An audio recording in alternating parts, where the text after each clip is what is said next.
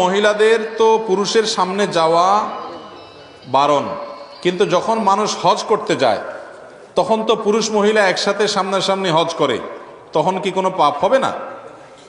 খুব গুরুত্বপূর্ণ প্রশ্ন। মহিলাদের পুরুষের সাথে পর্দার বিধান, আবার পুরুষদের জন্য চোখের পর্দা, দৃষ্টির পর্দা করার নির্দেশ আল্লাহ তাআলা দিয়েছেন।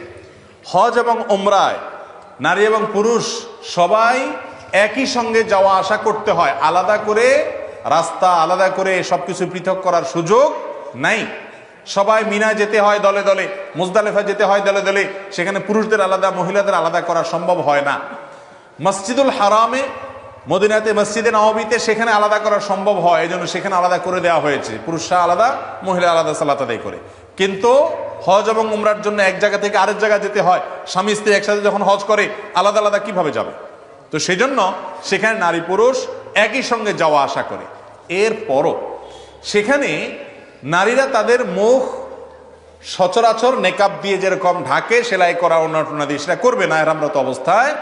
কিন্তু যেহেতু প্রচুর পরিমাণে মানুষ এখন উমরা এবং হজে অংশগ্রহণ করে, অতএব ওড়না টেনে দিবে যাতে করে পরপুরুষ তার সৌন্দর্য দেখতে না পারে। এক কথায় তিনি পর্দার বিধান মেনেই কি করতে হবে?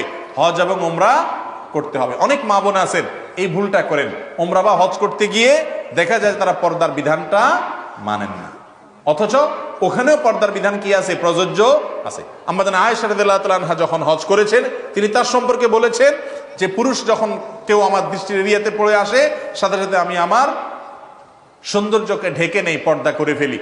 তার মানে হলো যে কোনো জায়গায় পুরুষ নাই, পরপুরুষ নাই, তাহলে সেখানে একজন নারী ইহরামরত অবস্থাতে তিনি তার মুখমণ্ডল এগুলো খোলা রাখতে পারেন, কিন্তু যখন কোনো পরপুরুষ চলে আসবে তখন ঢেকে ফেলতে হবে।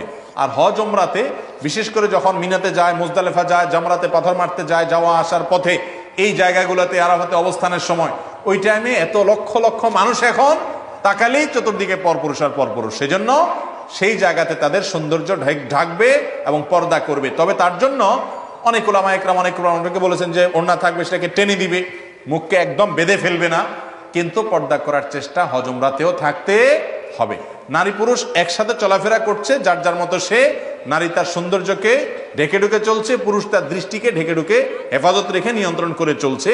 এভাবে পর্দা হতে পারে, কোনো অসুবিধা